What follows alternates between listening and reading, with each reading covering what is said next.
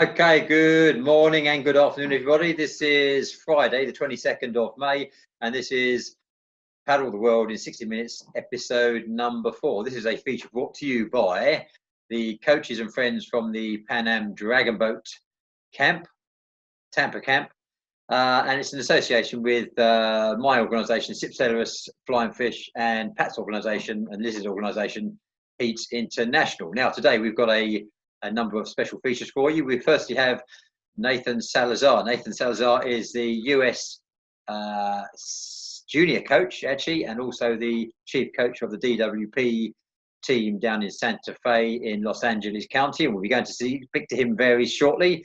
Then we have Mike Mondrall from Farm to Table. He'll be taking you through the culinary delights of kale and other exciting foods, superfoods.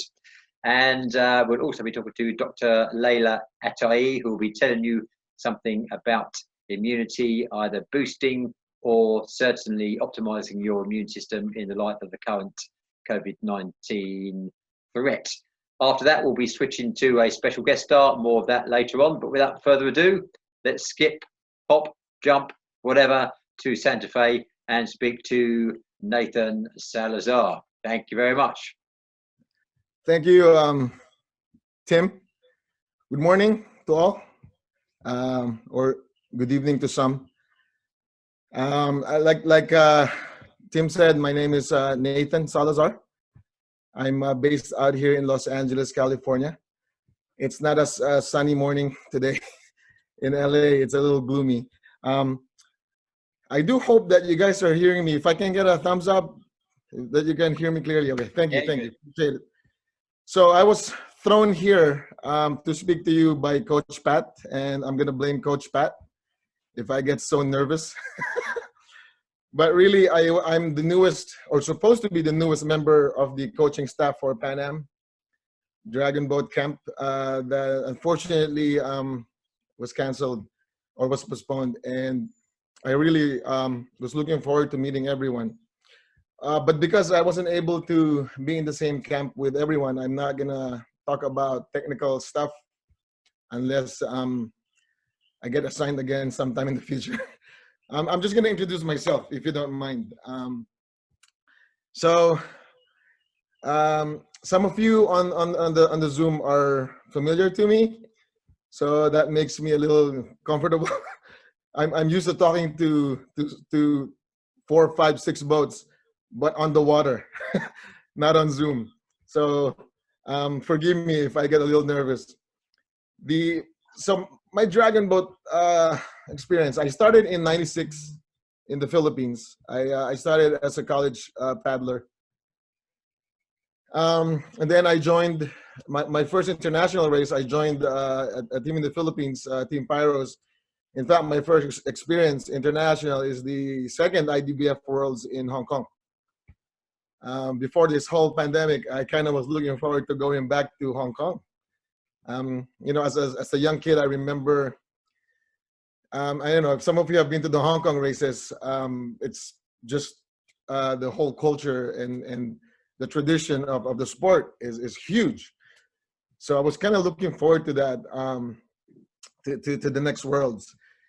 And then I'm gonna push forward a little bit. I moved to the United States in year 2000. Where I started coaching club teams. I also met this great guy. Some of you might know his name is Dr. Howard Chen, and Dr. Howard Chen is, I would say, on here on the West Coast, is everybody's father in the sport of dragon boat racing. To me, it's really personally, he's a dad. And he has actually given me more opportunities to teach and spread the sport of dragon boat in the community. I'll speak more about it in a bit. Aside from that, I'm also one of the coaches for the Team USA Juniors division.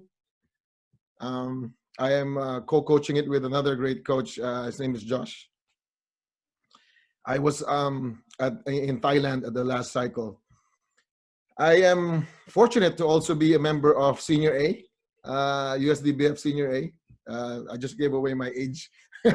uh, and I guess to speak more about myself, I would like to share with you a video. So where I paddle at Santa Fe Dam, there was this guy who was just paddling his SUP, on his own.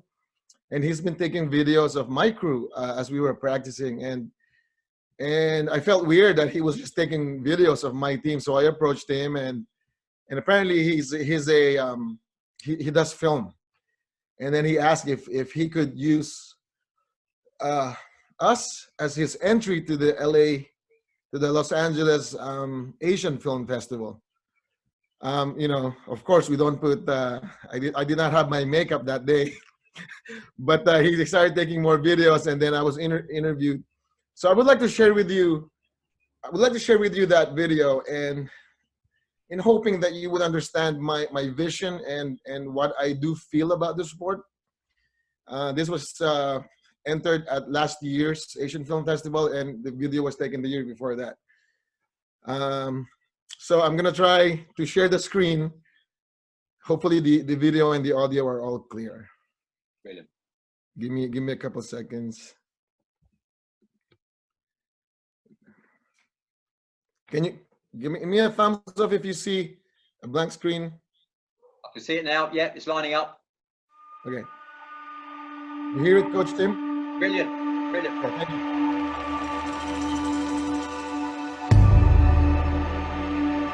Dragon boat racing doesn't care about age, gender, physical abilities, religion, ethnicity.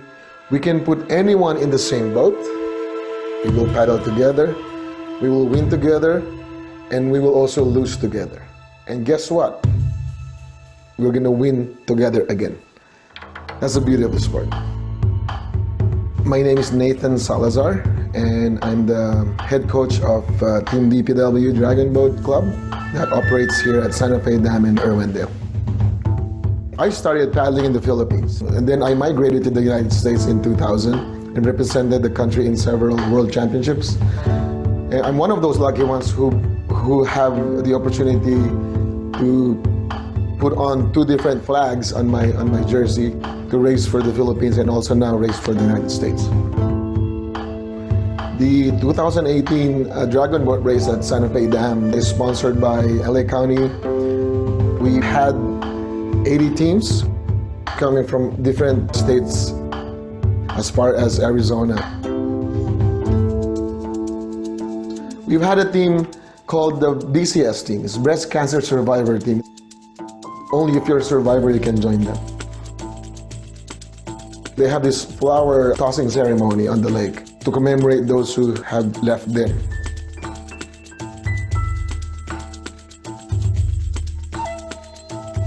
Life has to move forward all the time. Whether you're weak and a friend lifts you up, you trust your teammate and your teammates will trust you.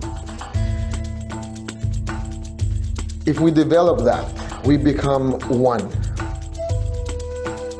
11, 12 years ago, I started a team from my work.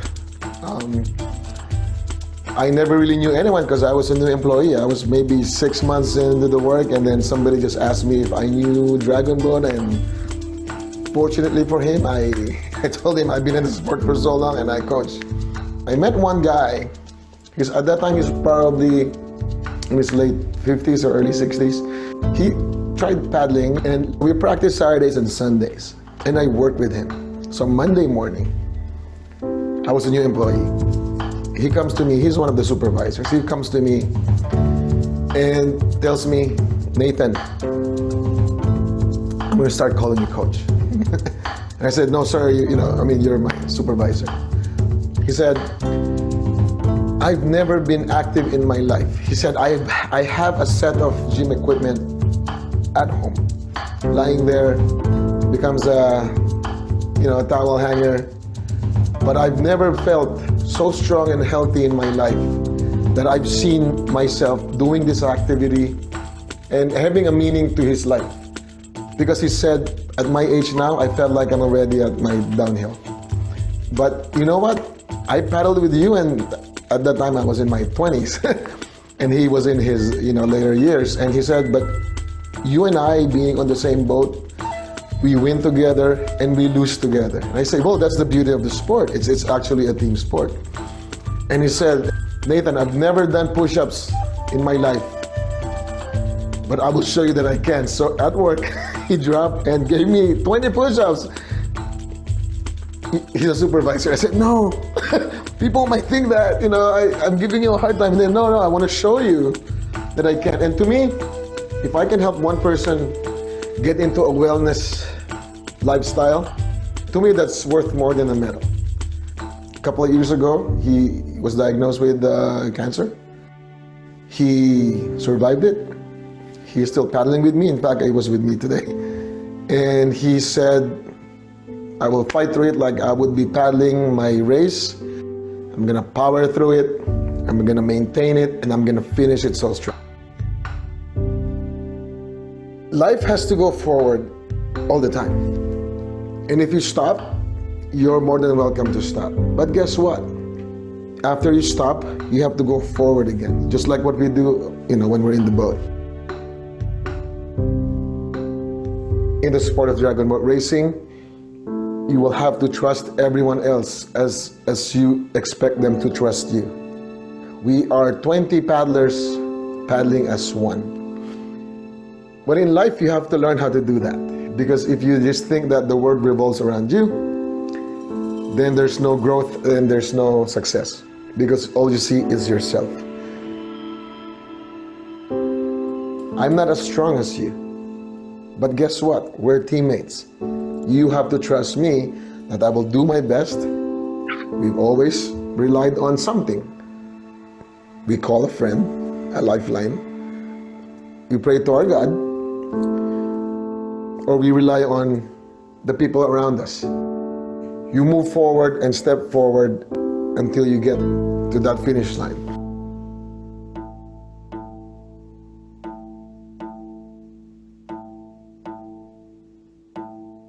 Try it once. If you just get yourself inside the boat, I'll give you a paddle, I'll give you a life vest, and then start working your way forward. Move forward, paddle forward, and enjoy the sport.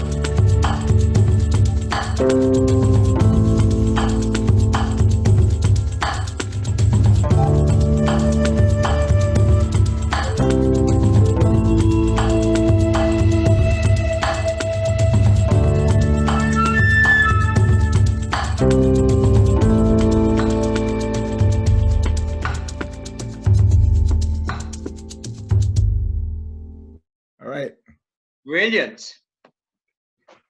Thank you. Thank you. Back to my face again. I'm sorry. I hope every time I watch a Dragon Boat video, it excites me. I'm sure everybody shares the same. You suddenly want to hold the paddle again and be on the boat again. But ultimately, that is my vision, and I believe that is also my mission in the sport. Being in the sport for more than a couple of decades, you look forward to these gold medals, of course, but you also want to have a meaning to what you do. And I believe, to me, my fate on the sport, it led me to where I am now. Like I mentioned earlier, I am with the head coach of Team DPW Dragon Boat, and we paddle at in the city of Irwindale. The park is called Santa Fe Dam Recreational Park. This park has been used greatly in the sport of dragon boat. It started as just a favor to Dr. Howard Chen. From Dr. Howard Chen, I asked him if he could donate me one boat, so that I could spread the sport of dragon boat racing on the other side of Los Angeles County. And he did give me one boat. He gave me one of those old Taiwan boats that are huge and heavy. This boat was, I have placed thousands of paddlers in that one boat. And then the county of Los Angeles, the city government, saw that effort and donated more boats. My team, my club team, we also raised funds to buy more boats. Now I have a fleet of 14 boats. So so I think I can accommodate everybody on the screen right now to be in my boats. Last year, or on the last cycle of the World Championships for USDBF, I am fortunate to be able to host the juniors camps. Obviously, I'm one of the head coaches. Coach Pat Bradley also brought Senior C to practice there. I also hosted tryouts for Premier and Senior B and Senior A.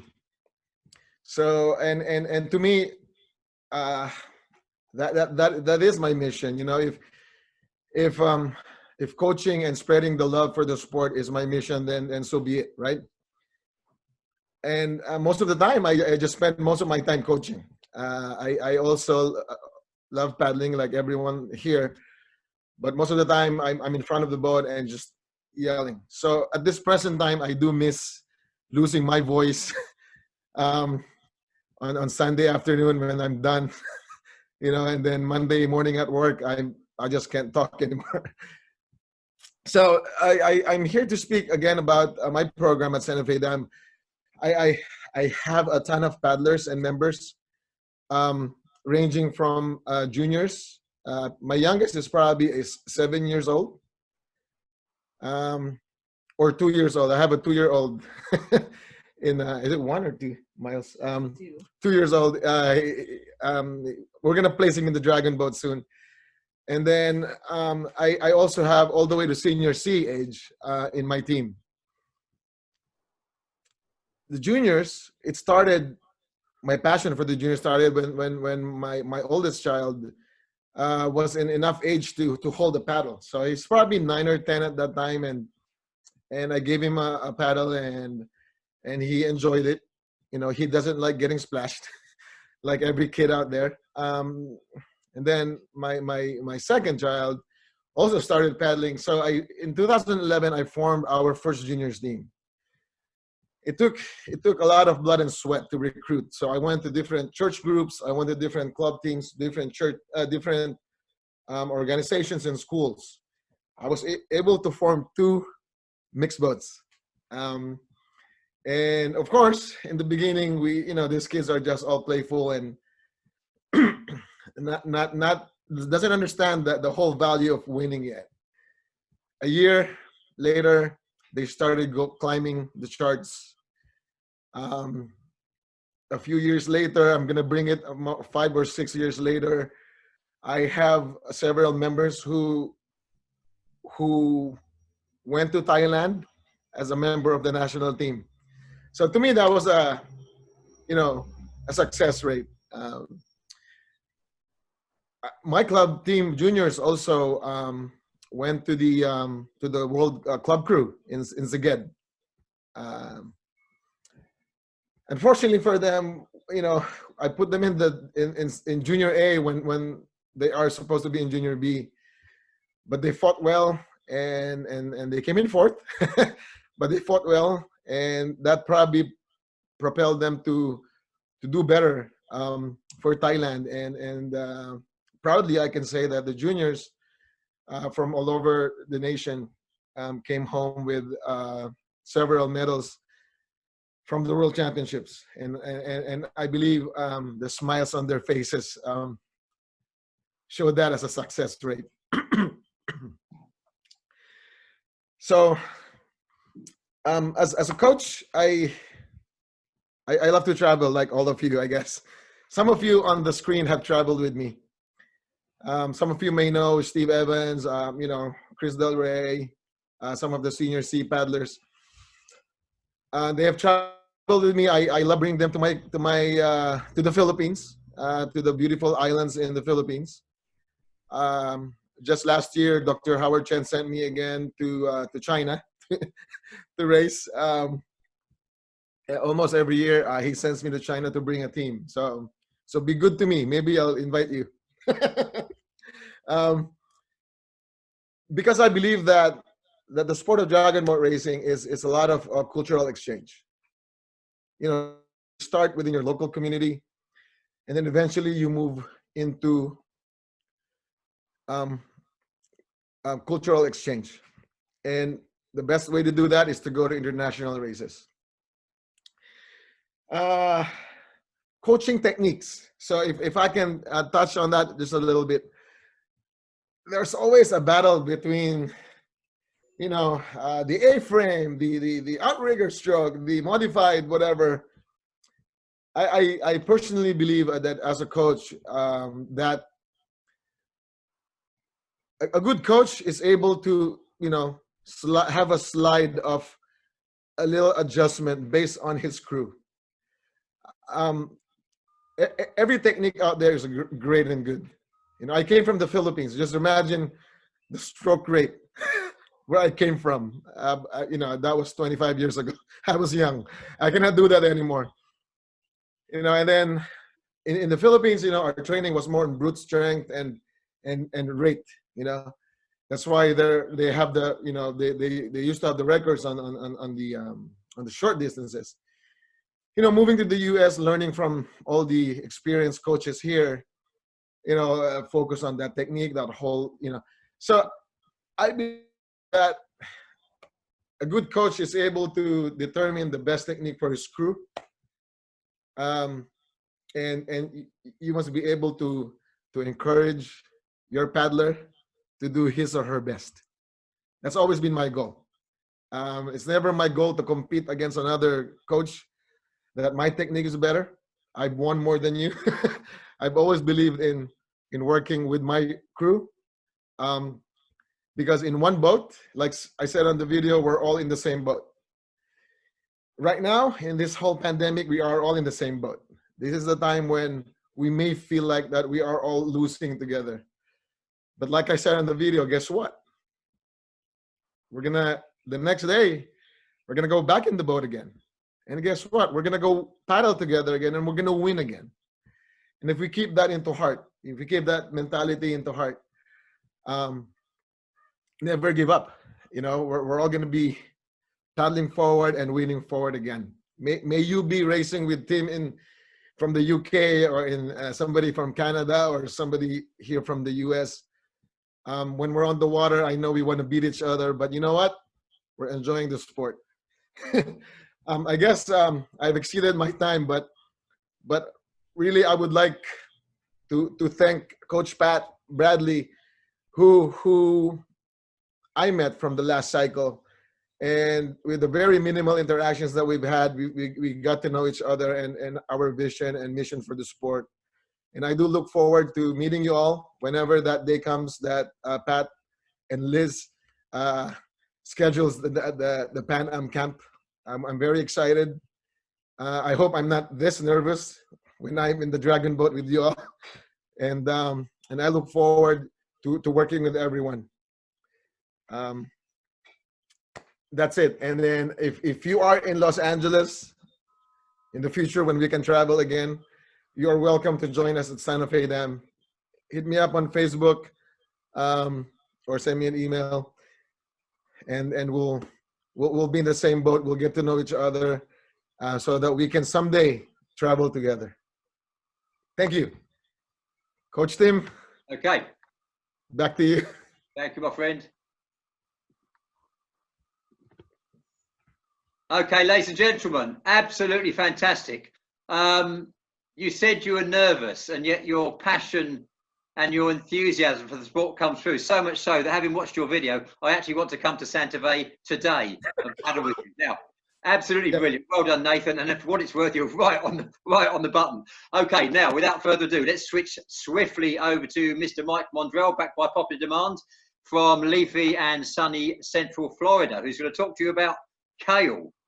From farm to table. Now, I thought kale was one of those things athletes bought, stuck in the fridge, and then 2 weeks later threw away and never ate. But Mike tells me you actually eat this stuff. So without further ado, please, Mr. Mondrall, you are the host.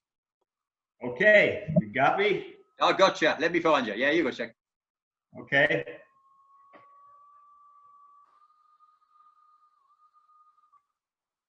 Yeah, you got it. Okay. Hey, Mondrall here. I'm back. I was on the week 2 episode, and I really didn't feel I had a really good performance, but I've been invited back, so maybe I was wrong. Today, something a little bit different. The name of my segment is From Farm to Table. Besides being passionate about dragon boating, I'm also passionate about vegetable gardening. So behind my house right here, I have a bunch of vegetable gardens. My original plan for this segment was to start outside and actually pick or harvest some kale and then come in the house and prepare a kale salad. But I know once I get out by the garden, I'd start talking about the garden, and I probably wouldn't have enough time to come back in the house and prepare the kale salad. So I'm skipping the garden part. So I went out this morning and I picked the kale. Back in week 2, Tim talked about training, and he talked about physical training, sleep, and nutrition. So this is probably fits under nutrition. I was asked by Pat Bradley, my coach, that if I could for this segment to wear a chef's hat. Well, I don't have a chef's hat, but I do have a farmer's hat. So I'm going to put on my farmer's hat for this segment because I also grew the kale. It has this kind of a cool little chin strap thing. So I'm thinking that I could probably wear this hat on the boat too. What do you think, Patty? Huh? Yeah. So let me bring back in week 2, I talked about my motivational board, which is a chalkboard that I use to write motivational quotes on to kind of keep me going during this kind of down period. So last night I tried to look up something for a quote on kale, and I found one that I really liked. I prefer my kale with a silent K. You guys can figure that out, right?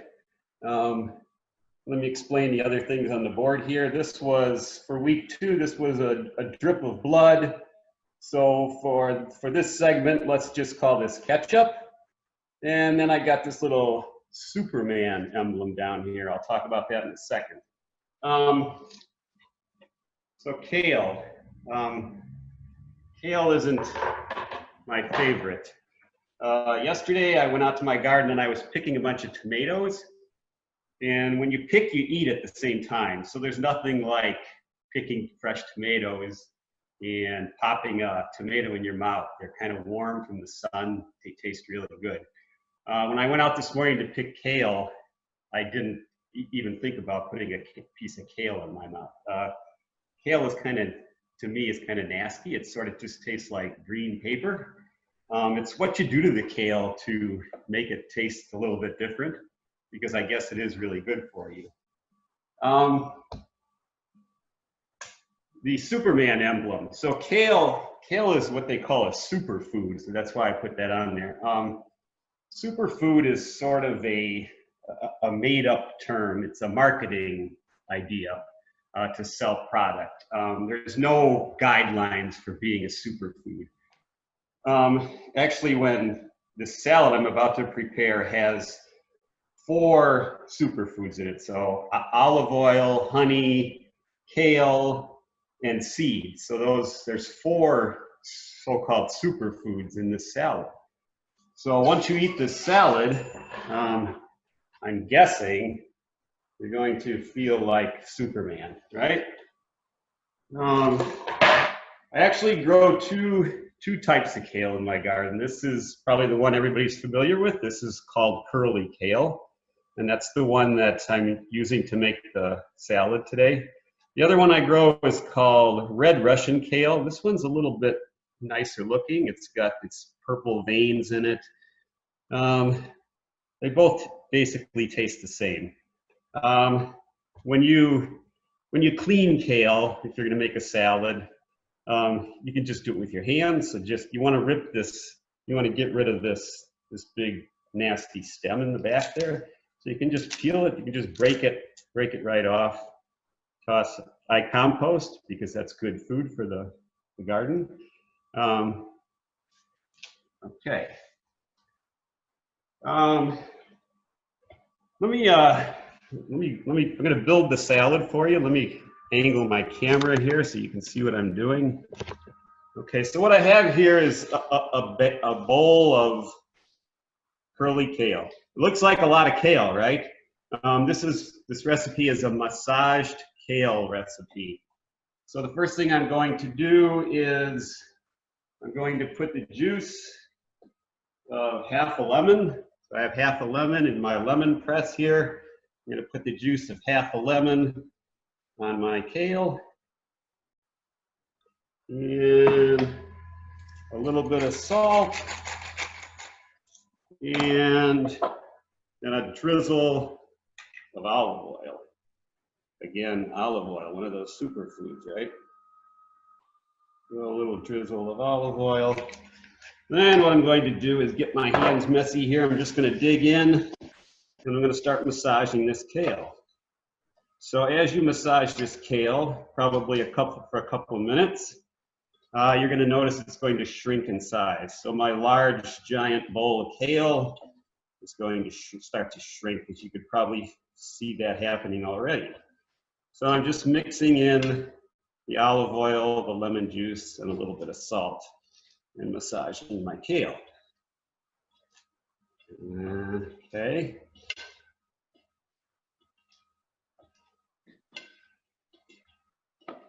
Oops. So that's less than 2 minutes, but it's shrinking down pretty good. Okay, hold on, let me clean my hands off.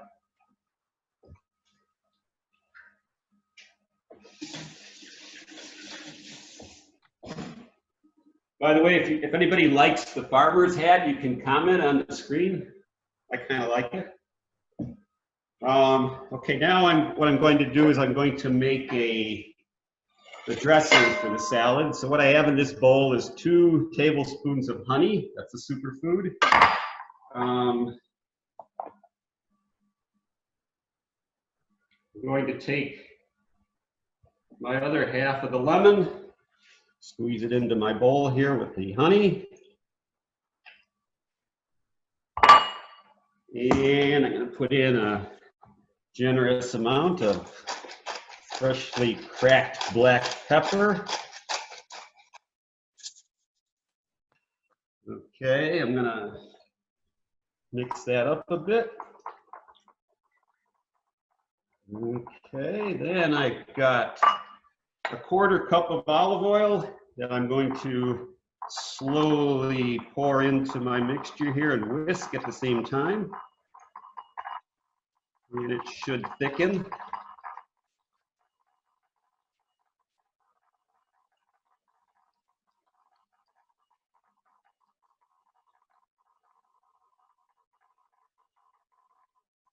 All right, whisk that, mix that up.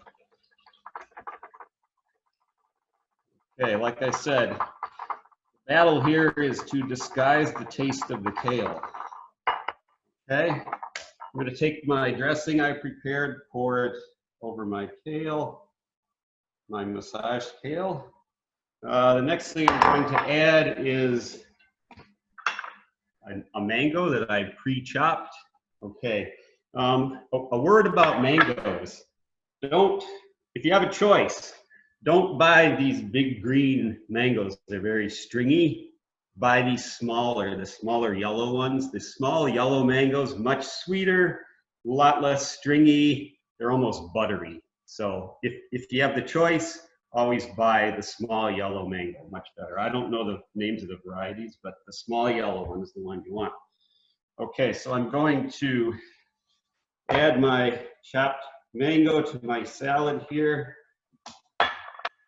And let me get this out of the way. And then the next thing I'm going to add is pumpkin seeds. I bought roasted pumpkin seeds. You can use sunflower seeds. I bought mine are already roasted, but if you buy raw sunflower seeds, you can roast them yourself. Just put them in a dry pan and kind of push them around for a couple of minutes. roasted is much better. So I'm going to sprinkle some of my seeds, my pumpkin seeds on the salad. And I've got these tools here to mix my salad.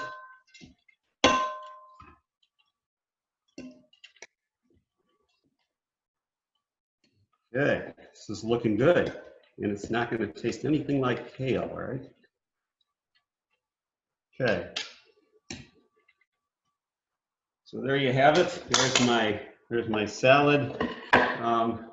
Whenever you watch a cooking show, the host always takes a little taste. Oh, it's good.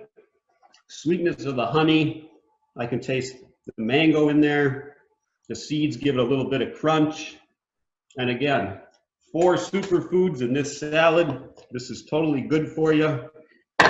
I think that's about it. I probably did have time to go outside to the garden, but perhaps that will be on another episode. Let me tilt this so you can see my hat again, because I'm starting to really like this hat. I think I'm about done here. If you'd like the recipe, try to contact me, I guess. I guess you're supposed to say that at the end of a cooking segment. Let me check my notes here, make sure I covered everything.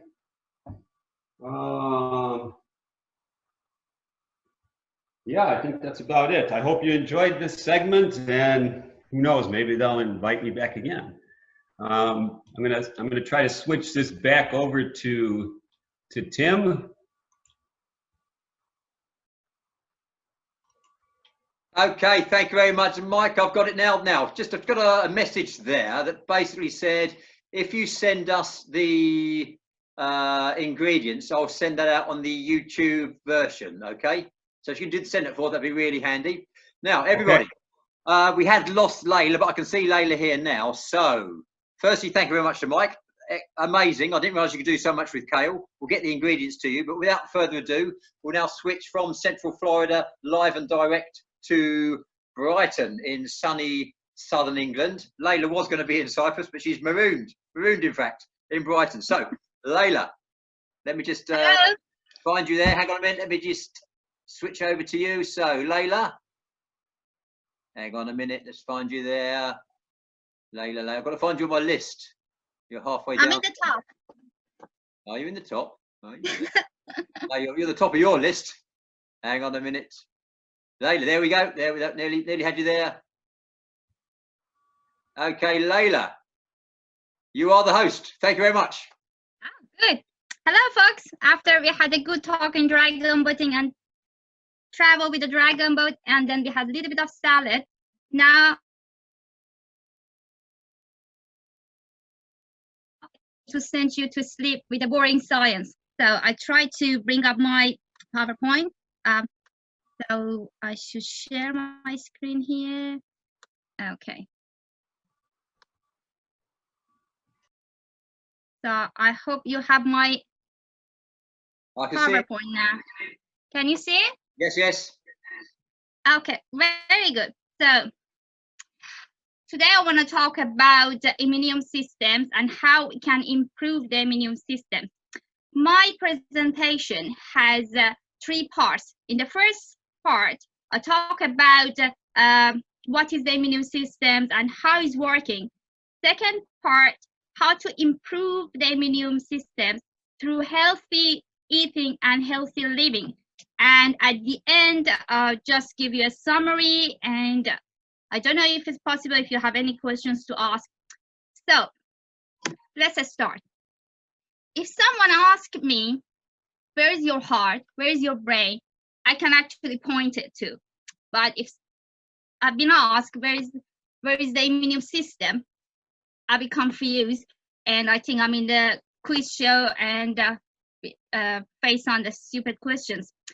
So immune systems is actually a complex of organs and hormones all working together to protect the body against any invasions.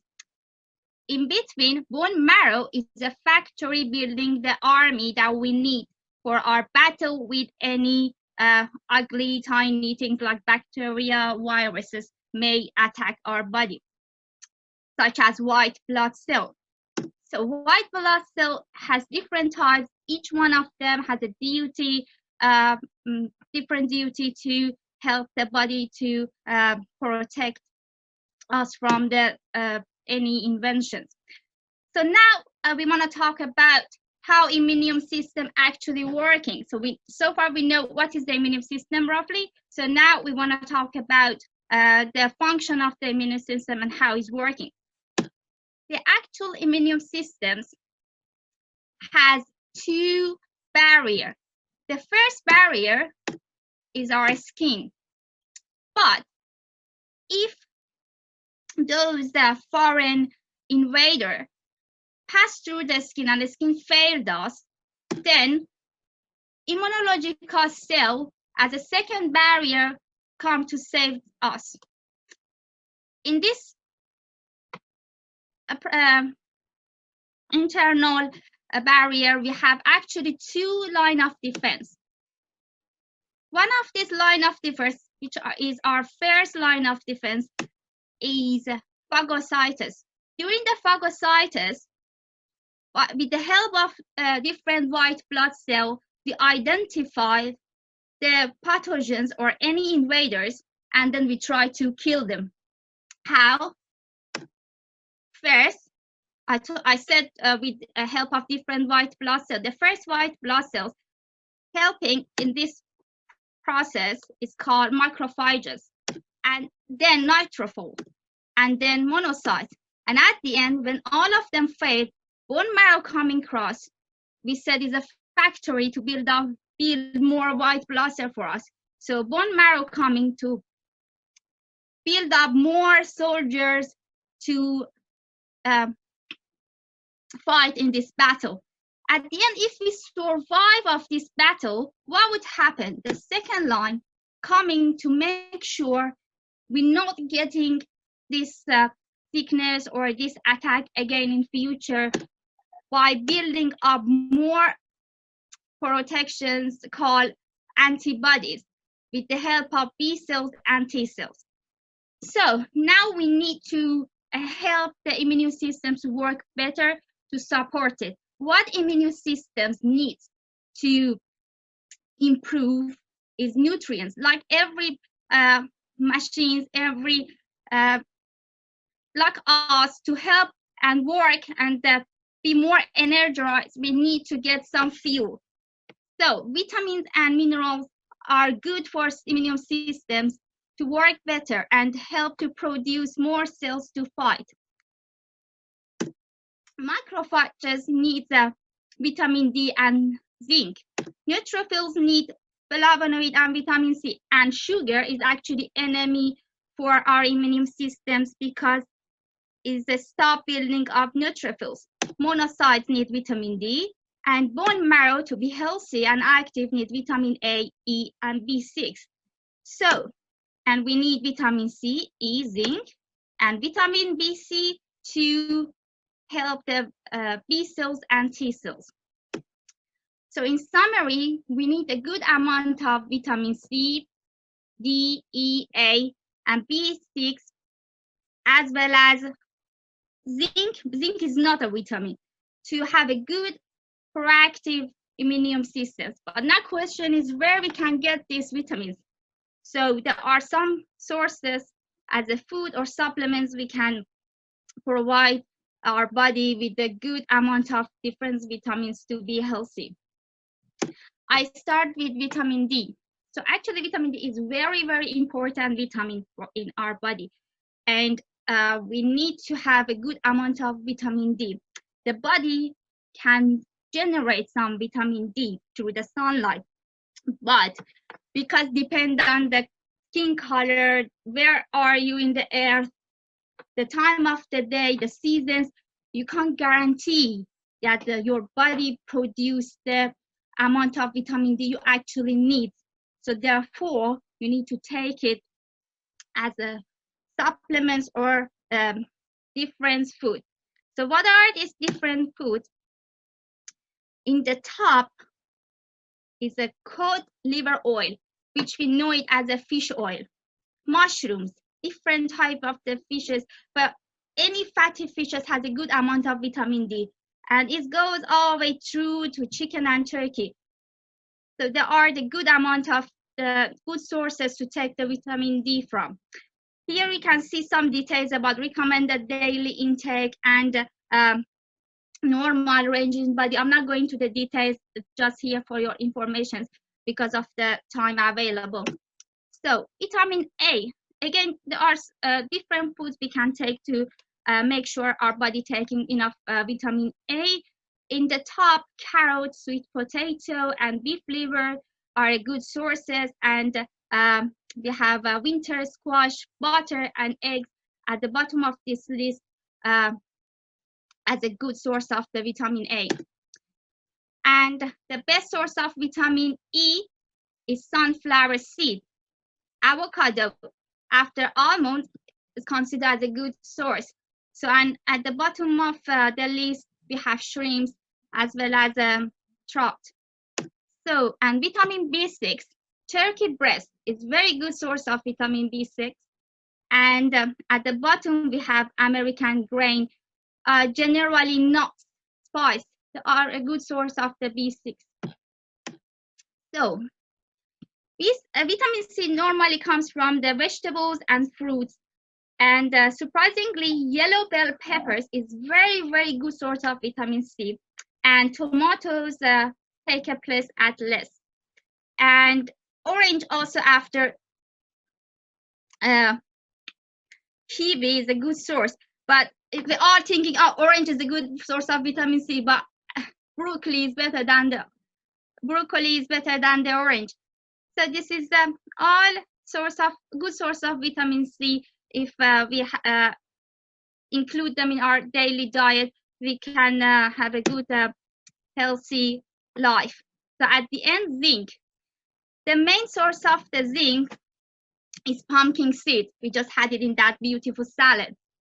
So, and you can find vitamin C also in different foods such as chicken, such as organic beef, and cocoa powder.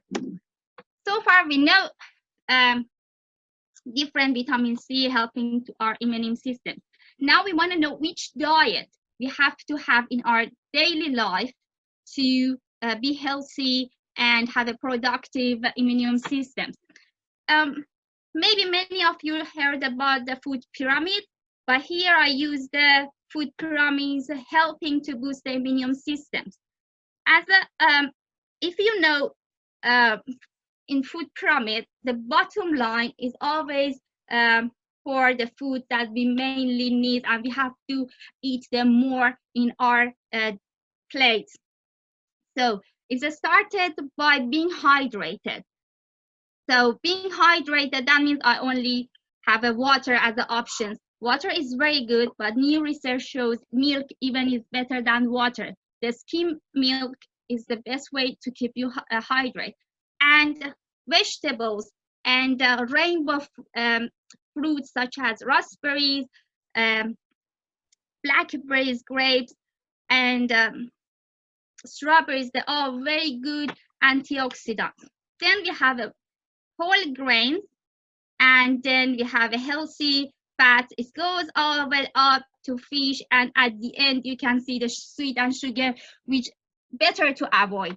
So if we want to have a balanced good diet, is better we follow this pyramid in our daily diet to boost our immune systems.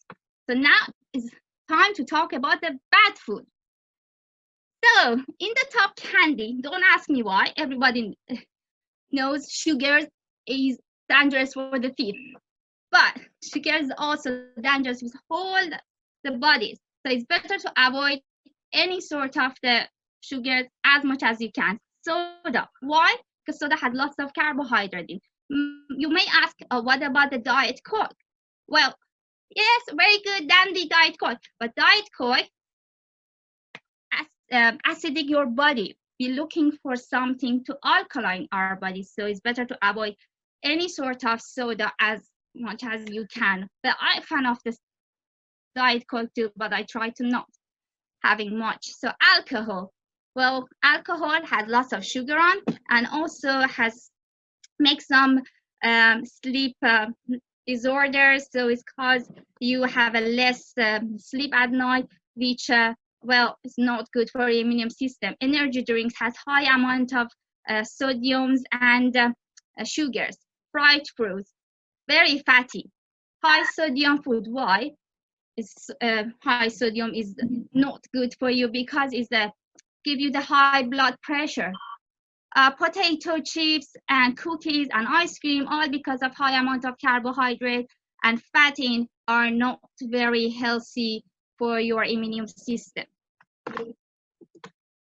And now we're going to my favorite slide.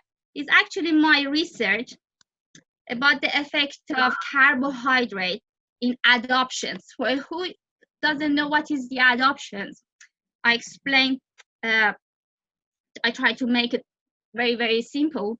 Well, when you do the exercise, it depends on the amount of the exercise you're doing. You always break down some muscle fibers, even very tiny. And any changes in your body is actually comes with the immune system's response. And it might comes with, oh, it's dangerous. So we get some infections, we feel some pain, but it's always said no pain, no gain. When you have a pain, you may be suffer for 2-3 days. Your inflammation system is causing some problem in your body, but at the end is ending to building more muscle. So actually at the end is very good. So what happened if we having lots of carbohydrate while we doing the exercise? I'm talking about during the exercise, not before and after. When I'm running, when I'm paddling, and during my paddling, I'm taking very, very high amount of carbohydrate at the same time. What happened is that in my blood, glucose suddenly sharply jump, and that's release the insulin, and that decrease the stress hormone, and that cause to kill the neutrophil. And what happened? Inflammations would drop down. And what happened? We don't have much of the inflammations in our body to build up the muscles. So this circle is not good for body. However, you might feel more, sometimes you feel more fresh because you don't have the pain, and you may feel you have a less recovery period. But as much as you feel pain, that means your body is working to build up you more muscles. So don't have lots of sugary stuff. So now it's time to talk about exercise, and the level of the exercise is necessary for you to have a healthy immune system. So you might think exercise, oh, it's very good things to have a good amount of exercise to be healthy, and to especially during this COVID-19 disaster, to be healthy. I do lots of exercise because I'm not home, I'm free, I can spend all my time on it. But the research actually showed the intensive exercise actually not helping your immune system. Not only that, is weaken your immune systems. So as you can see in this graph, sedentary in compare of the people with a moderate amount of exercise, and elite athlete has a high, has a less immune systems activity. And then here for the athlete, the immune systems are ruined because they are very active, is effect of the immunity, but moderate exercise has a less damage on the immune system. So if you want to be safe and have a good immune system, so for now, just go moderate. So at the end, so as everybody say, don't forget wash your hand. First wash your hand, and then have a good food, have a less sugar as much as you can, eat healthy fat, try to manage your stress in any way, watch the program you like, do meditations, and take supplement wisely. I'm not suggesting anyone taking supplements. If you want to take, consult with your GP, and well, just have a balance in your life to have a good immune system. So thank you for your time and to listen to me and not falling asleep. Okay, ladies and gentlemen, as I said to you last week, I'll have a very special guest, and I've managed to coax our own Pat Bradley to come before the camera and share a few thoughts. So welcome, Pat Bradley. Thank you for taking the time to speak to us today. A few short questions. Good morning, Tim. Good morning, Tim. How are you? I'm very well. I'm very well indeed. I'm interested in, it's a bit jokey. I was saying inside the head of the head coach. That made me laugh in my English way. What I'm interested in, everyone knows you as the chief coach, the head coach of Pan Am, and the technical guru, etc., etc. But I'm interested in the mechanism, the cogs that make the machine. So, what drives you? You've been doing it for years now, highly successful, multi-gold medal winners. But what continues to drive you as a coach? That's a really good question. What drives me as a coach?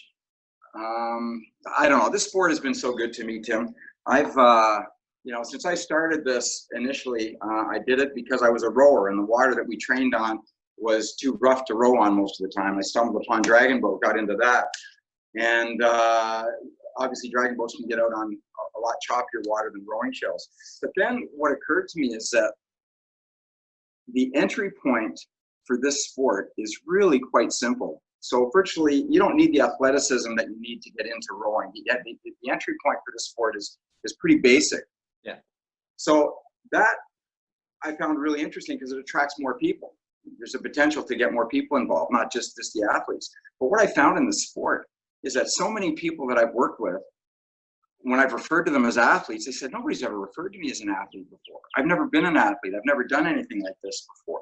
Yeah. And if the sport didn't have such a basic entry level, for physically for the sport, we'd miss out on a lot of those individuals. So that's one of the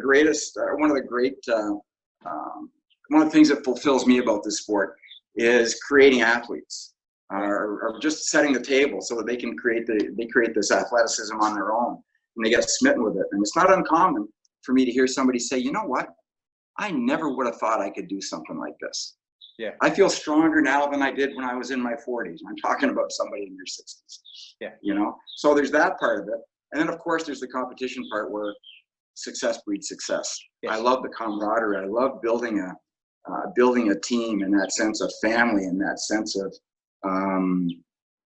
just that really tight sense of team that we would go through a wall for each other. And so I take a lot of pride in creating a team culture with my competitive crews. And frankly, I think that we have actually, we've defeated crews that on paper have been stronger than us, but because of our work ethic and our sense of team and our like the Three Musketeers, one for all for one mentality to the extreme, it nudges us, gives us a little bit of an advantage there. So I pride myself on creating a team culture. Frankly, I like to hear myself talk. I like to teach. I've always taught. Yeah. It's I get a lot of satisfaction out of creating athletes and watching them develop, and creating teams and watching them develop. And then, since you mentioned, I've been lucky enough to be on some pretty winning, pretty strong national teams. That keeps you going. That pride. Yeah.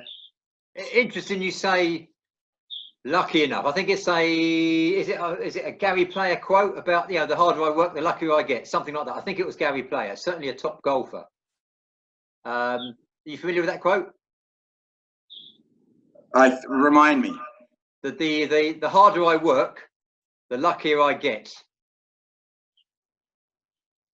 Yeah, I think it was Gary Player. You said about being lucky enough. But I'll pick up on another thing you said then. It's something I learned from you. I did learn something from you. I learned lots of things from you. Of course you did. But what I learned was a few years ago, in the UK, we dance around the term athlete. We don't use the term because we take it literally. And for us, athlete would normally mean Olympic athlete. So dragon boaters, as amateur sports people, wouldn't think of themselves as athletes. And I think I came back from the first Tampa camp and people were referring to each other as athletes. And I was thinking, dictionary definition, somebody who participates in sport. And I started calling my national squad people athletes. And now I say to them, if you don't think you're an athlete, what are you doing here? So it's more of a frame of mind. But that's brilliant. But you mentioned something to me the other day, and it was talking about how long you could go on. So how long do you think you can keep it up? How long can you go on for? I don't know, but if you keep calling me for interviews during my workout, it's going to shorten my lifespan in coaching. Yeah. But I'll coach as long as I can as long as people will listen to me, I will keep coaching. I absolutely love it.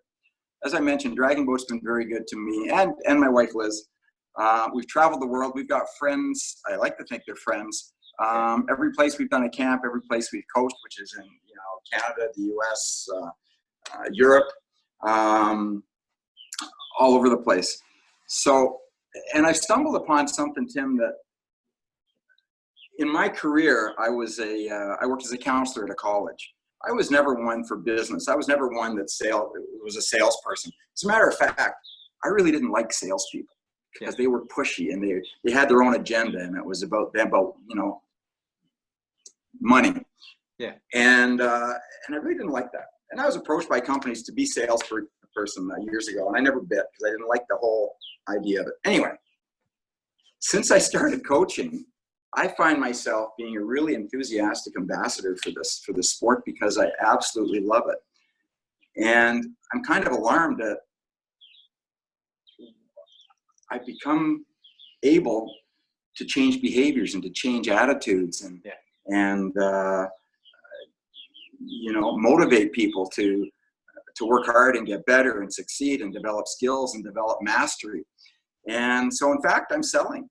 And I love it. So I will sell it. If I can't coach forever, I'll sell it forever. Because I think this sport is magical. I think the vessel of a dragon boat is a magical vessel that all you need to do is get people in it and step back and watch what happens. And I do it quite often. I'll just sit back and I'll just giggle to myself and listen to the buzz in the boat at a down piece or a rest period when they should be exhausted and they're yakking like crazy. They're just so happy to be out there. So, I think this dragon boat is probably the best kept secret in sport in the world. And I'm just, I'm glad to be part of it. I feel like I'm contributing to the growth of it. I'm just thankful that it's there. Okay. I mean, I think you do have a good number of friends around the world. Believe me, this is an English joke, by the way, so I'm not expecting you to get it. I've traveled the world trying to find people who speak badly of you, and I haven't found anybody yet. That's an English joke. So, well, I can give you a list. But you see what I mean? That's what, if you spend your life, I think, true of anything, and this could be true of sales as well. If you spend your life trying to do more good than harm, and the current restrictions are a great example. You're gonna, people say you can only make an omelette if you break some eggs. You're gonna pee off a few people, but I think if you're putting a smile on people's faces more often than not, then you're going down the right line. Not people have different agendas, different ideas, but that's by the by. But I think by and large, the formula is good and successful. And that brings me on to something you touched on there. I mean, my experience of the Tampa camps over the last few years, I don't know any other sport, team sport, where you can have what are essentially the elite in the sport in the same boat, in the same training camp location as not absolute beginners, but people in their first or second year. I can't think of that in football or any other organised sport where a top-level footballer would be kicking a ball around on the same pitch as a relative novice, unless it was a charity fundraiser. And that, with very little coaxing, that works really well. Any thoughts about that? Our camp initially started off as a camp for elite athletes, as you know. Then we started getting, people wanted to bring their friends. I've got a friend that's interested in the sport and they're a great athlete, but they've never done it. And we just sort of opened the door and we could never close it again. And I'm glad it happened that way because it wouldn't have occurred to me to do that. I like the reputation of being a tough, competitive, demanding camp that way. But since we've embraced the newer athletes coming in, those athletes, I think, as you just mentioned, it's not just about the coaching, but you improve so much just by through osmosis, just being immersed in a boat with all these great athletes, if you're at a lesser level, it really is going to raise your skill level and so on. And they're great role models. They're great people. Dragon boaters are great. And you watch how they behave, how they prepare for how an experienced one will prepare for a practice, how they stretch out, how they warm up, how they prepare themselves for a hard piece, how they handle themselves in a relaxed piece. Their focus and their focus on technique. All those things are it's just a great experience for a new paddler. And the other thing about the camps, I think, is it's like being a kid. It's like being a pro athlete and a kid for a week. Yeah. I mean, you're away from home, you're dedicated, whether it's my camp or any camp. This whole retreat idea, I think, for any sport is just a great training opportunity on so many levels. Our camp now has become a bit of a reunion, quite a bit of a reunion, actually, because it's a one time in the year where a lot of these athletes only see each other at this time, so they're best friends for a week kind of thing. People from California, from Europe, all over the place, they don't see each other during the year, but they're like-minded in terms of their commitment to the sport and that they paddle and all that. And it's a great week that way. Plus, there's no distractions. Once you're there, you're there. Yeah. Everything's paddle related. You're together at breakfast. There's a happy hour with free beer, by the way, which is doesn't get much better than that. And everything is right there. It just works out really well. But again, not just promoting my camp. I think, the whole camp experience, I think, is such a growth opportunity. And I think that for the sport and for the athletes. And it just seems to be a growing and more integral part of the sport every year. Yeah, I mean, to be honest with you, just being a bit partisan, I see no reason why you shouldn't promote your camp, because as far as I'm concerned, it's the best camp on the planet, and I'm not known for my BS, so that's that. But something else you mentioned there that really links into our next loose question. I look upon the camps from the coaching perspective. It's a bit like a swan swimming against the tide. So you've got nice and serene on the top and paddling away underneath to keep things moving and make sure the paddlers have a really good experience. And obviously people don't realise how much work goes into it, not before even all the stuff yourself and Liz do before we get on to day one.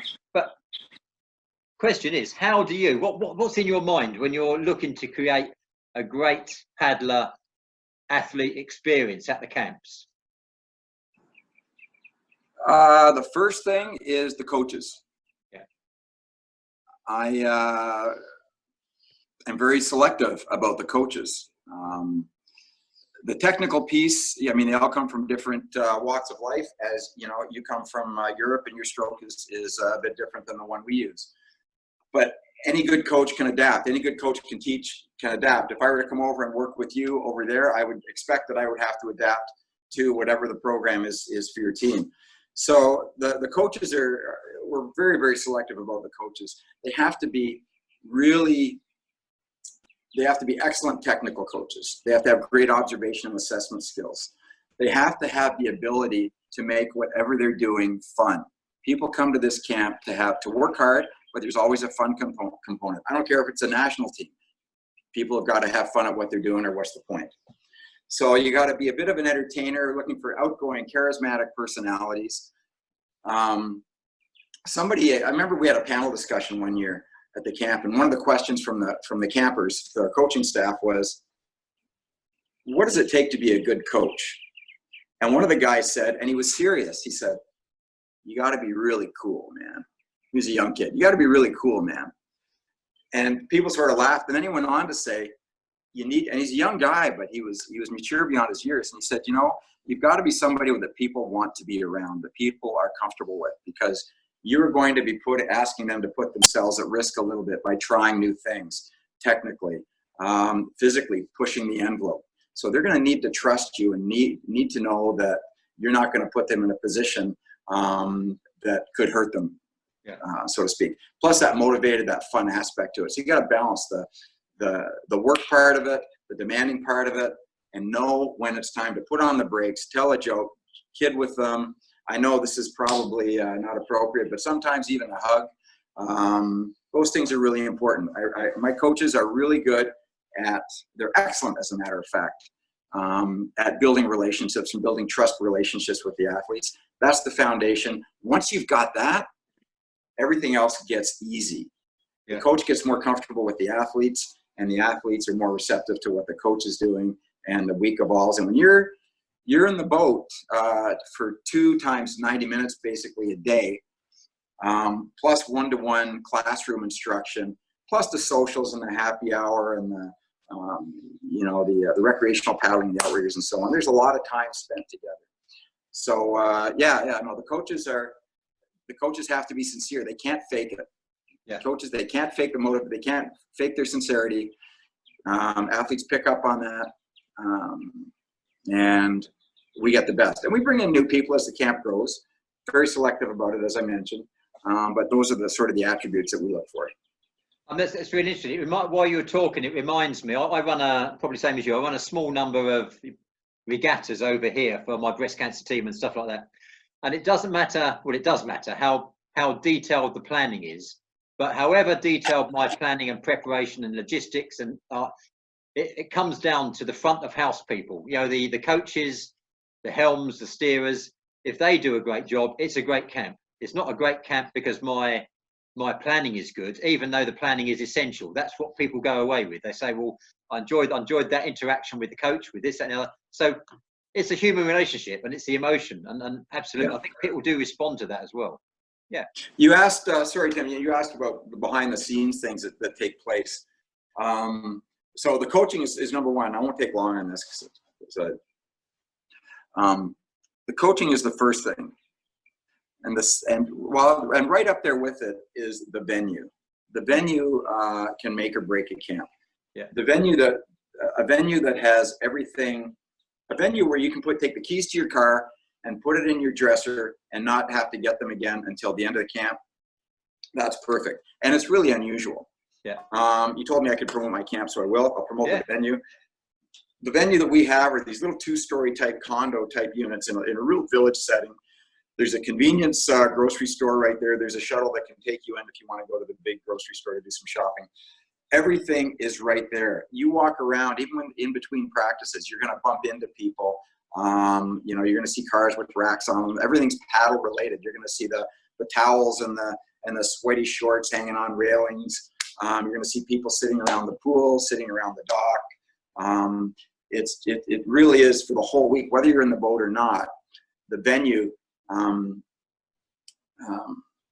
can really add to the experience, or it can take away from it. We've done camps before where we've had in different places before we found this place where we were in a resort in a hotel, but everybody had to get in their cars to drive to the site.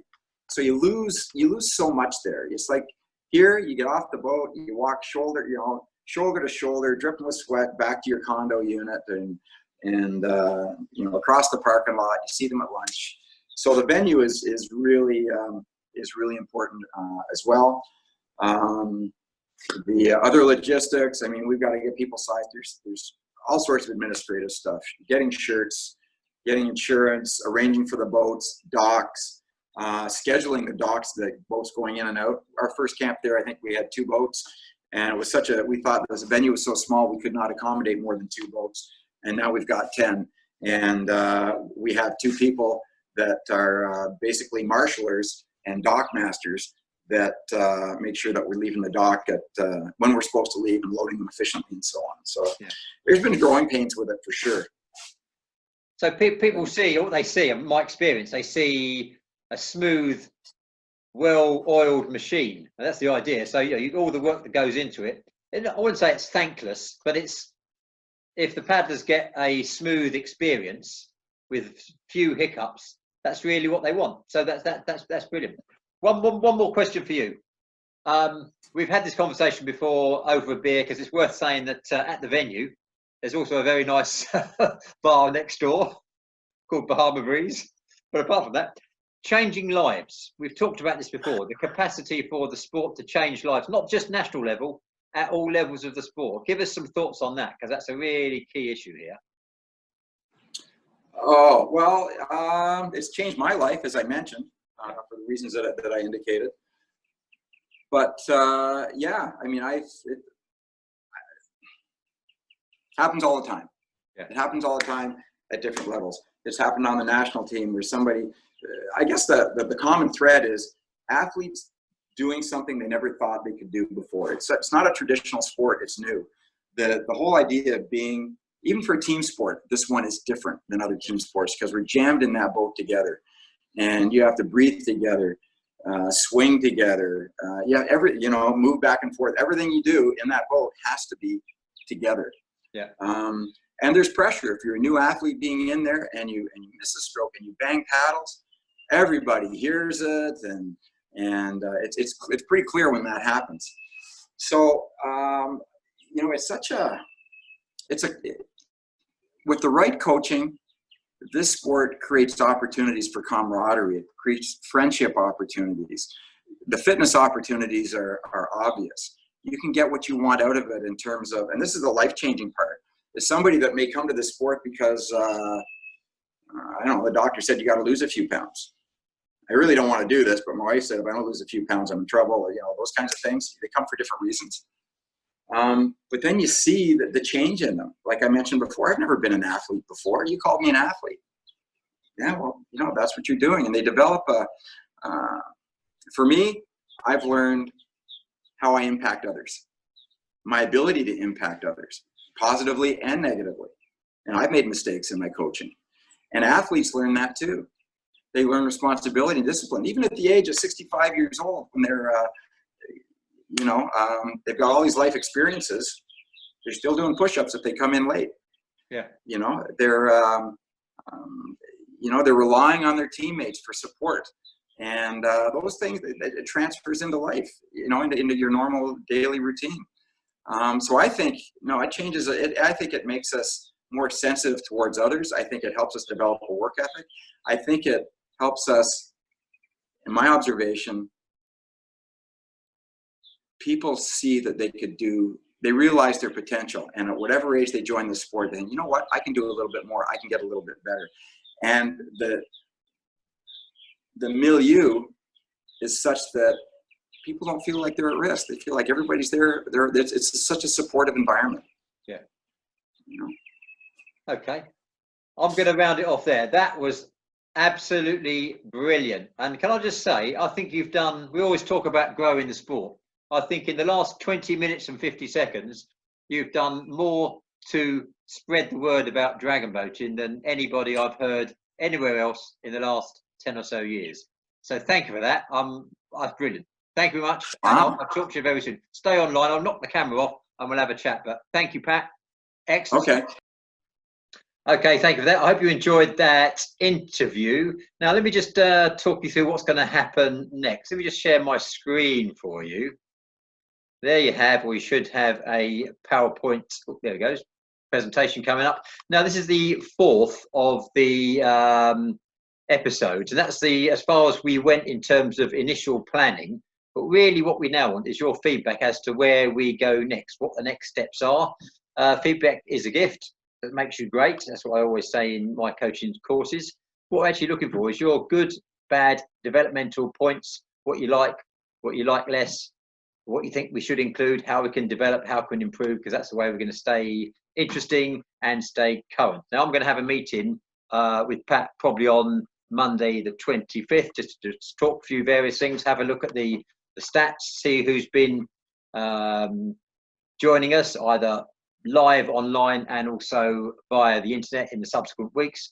And if you wish to send any feedback, you can either leave some comments on the YouTube, which I'll talk about in a minute, YouTube feature, or probably better still and more swift, if you email me, please, tim.w.smith786@gmail.com. This will be obviously on the end of the YouTube post, and the whole thing is going onto my YouTube channel.